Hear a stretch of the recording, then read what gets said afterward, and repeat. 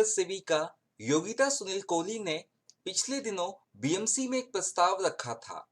BMC school के बच्चों को भागवत गीता का पाठ करवाना चाहिए, जिसको लेकर बीते दिनों कुछ लोगों ने इसका विरोध भी किया और आज मलाड वार्ड क्रमांक 46 में योगिता सुनील कोहली, बीजेपी नेता सुनील कोहली ने एक भव्य कार्यक्रम का आयोजन किया, जहां पर सामूहिक भागवत गीता का पठन किया गया।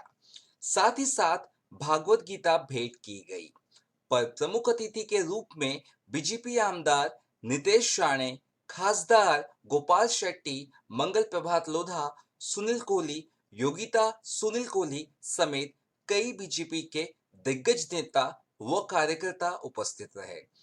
कार्यक्रम के दौरान हमने नीतीश राणे और गोपाल शेट्टी से बातचीत की। आइए देखते हैं उनका इस मांग को लेकर क्या कहना है। अरे मुंबई का नेता कैसा हो? धन्यवाद। महानगर पालिका ने में इस प्रस्ताव को प्रस्ताव उन्होंने रखा। आने वाले दिनों में देखेंगे मुंबई महानगर पालिका में जो सत्ता में जो लोग हैं वो क्या करते हैं, लेकिन वो करे या ना करे, हम जनता तक इस विषय को पहुंचाने का प्रयास करेंगे।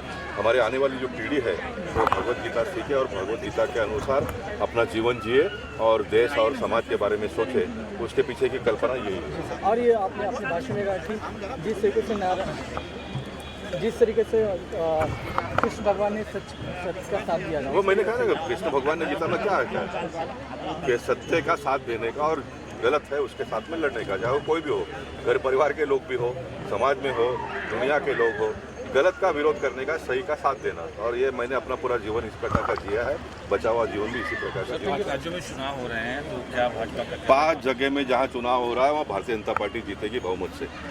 उसके ऊपर जिस तरीके से आज आपने जो हमारे स्थानिक नगर सेविका कोहली ताई ने जो प्रस्ताव महापालिका में रखा कि भगवत गीता का पठन हर महापालिका स्कूल में होना चाहिए, और उसके हिसाब से ये जो मांग उन्हें की है उसको समर्थन देने का काम हमने राज्य के मुख्यमंत्री उद्धव जी ठाकरे को मैंने पत्र लिखा, और उसके साथ हमारे खासदार गोपाल जी शेट्टी ने लोकसभा में रखा।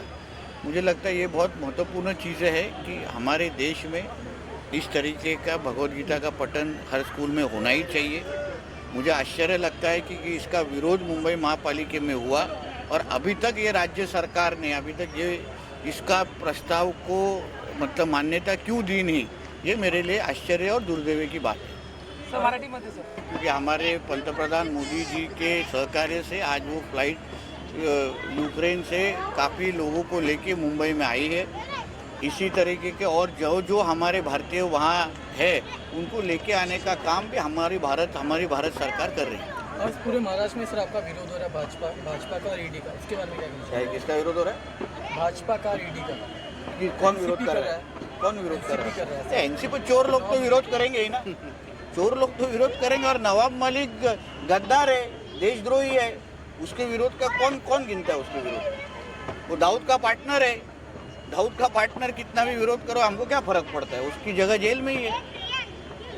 ठीक है, थैंक यू। मेरा प्रस्ताव ये था कि विद्यार्थियों को भागवत गीता का पठन होना चाहिए और उनकी ऊर्जा बढ़नी चाहिए, और क्योंकि ये छोटे बच्चे हैं, भारत का भविष्य है, उनको समझ आनी चाहिए, इसलिए मैंने ये प्रस्ताव रखा था महापौर महोदय के सामने, और आशा करती हूँ कि ये जल्द से जल्द प्रस्ताव पास हो जाएगा। ताई, कहीं ना कहीं ऐसा देखा गया आपने प्रस्ताव रखा और इसका विरोध हुआ, क्या कहना चाहिए? देखो, एक नगर सेवक और एक आमदार रईस शेख जी है, उनका मैं सम्मान करती हूँ कि उन्होंने विरोध किया। मैं उनको एक सवाल करना चाहूँगी कि विरोध करने से पहले भागवत गीता पढ़नी चाहिए, और उसमें क्या लिखा है, धर्म का उल्लेख नहीं है बल्कि ये जीवन का सार है, और जीवन कैसा जीना चाहिए ये उसमें लिखा है। ये पहला पढ़िए और फिर बाद में विरोध कीजिए।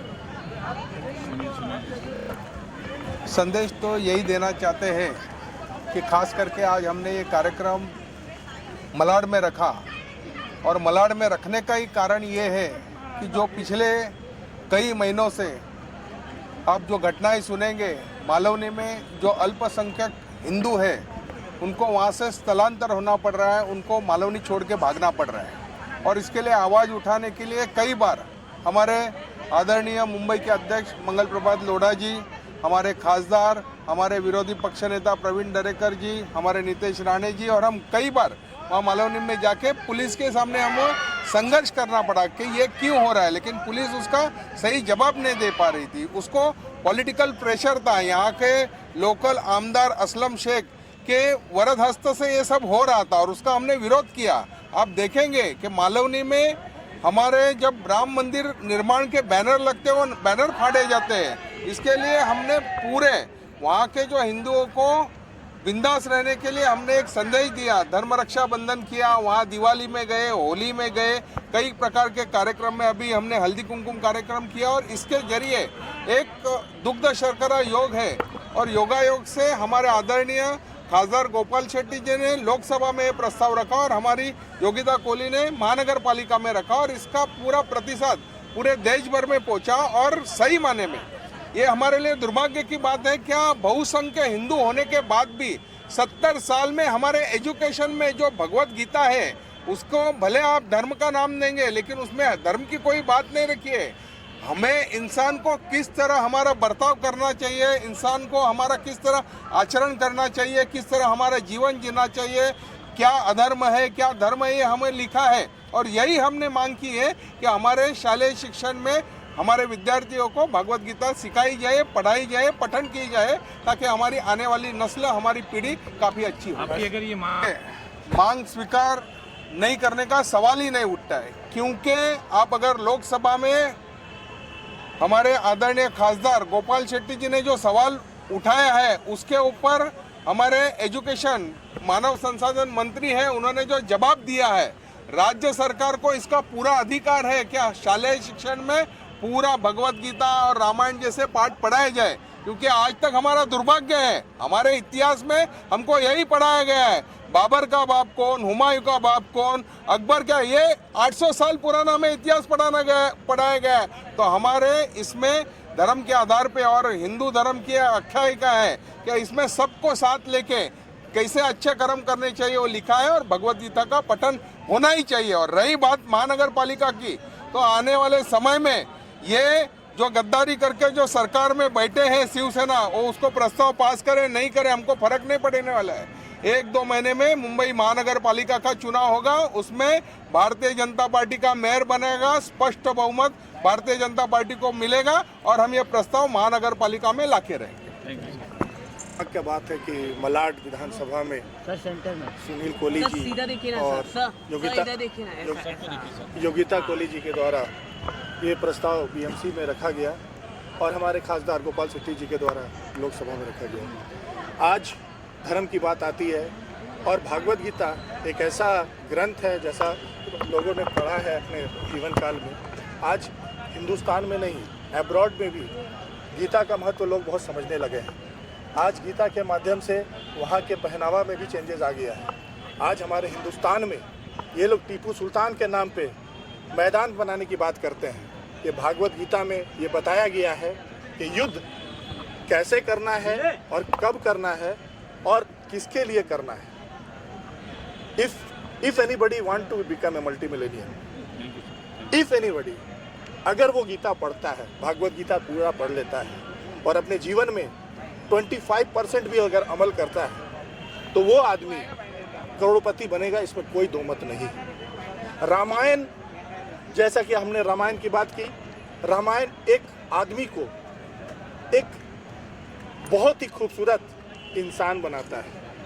उसके मन का अंदर का भाव, लोगों के प्रति क्या होना चाहिए, समाज में क्या मैसेज जाना चाहिए, ये प्रभु राम ने बताया है और गीता में बताया गया है कि हमें अपने परिवार और अपने समाज को लेके आगे कैसे बढ़ना है। और अगर उसके लिए लड़ाई लड़नी है तो धर्म की लड़ाई लड़ी जाती है और धर्म की जीत होती है। और आने वाले दिन में अगर बीएमसी में अगर इसको पाटन को नहीं लाया गया तो यहाँ के धर्म रक्षक जो हैं वो यहाँ पर बीएमसी का मेयर लाएंगे और हम लोग उसको खुद अपने इम्प्लीमेंट करवाएंगे। पश्चिम विधानसभा में इतना अच्छा भव्य कार्यक्रम जो गीता के लिए किया गया, इसके लिए मैं इस विधानसभा के अध्यक्ष सुनील कोहली जी को और उनके पत्नी जो योगिता ताई जी यहाँ के कॉरपोरेटर हैं उनको दिल से धन्यवाद देता हूँ। और मैं ऐसा अपेक्षा करता हूँ कि जो हमारे बड़े भाई विशाल भगत जी ने जैसा बताया कि गीता और रामायण हमारे सिर्फ बच्चों के सिलेबस में होना चाहिए। ऐसे होने से हमारे जीवन में सुख शांति समृद्धि आएगी और एक समाज और एक सोच की समाज बनेगी और इसी से हमारा देश, हमारे समाज, हमारे परिवार का विकास होगा। और इतने आप लोग जो आकर के इतना अपना बहुमूल्य समय दिया, आप सभी पत्रकार और हमारे मीडिया भाई को दिल से धन्यवाद देता हूं। और आने वाले समय में इस तरह का मैसेज आप पूरे देश दुनिया में फैलाएं, बस इसी के साथ आपको शुभकामना देता हूँ। बहुत बहुत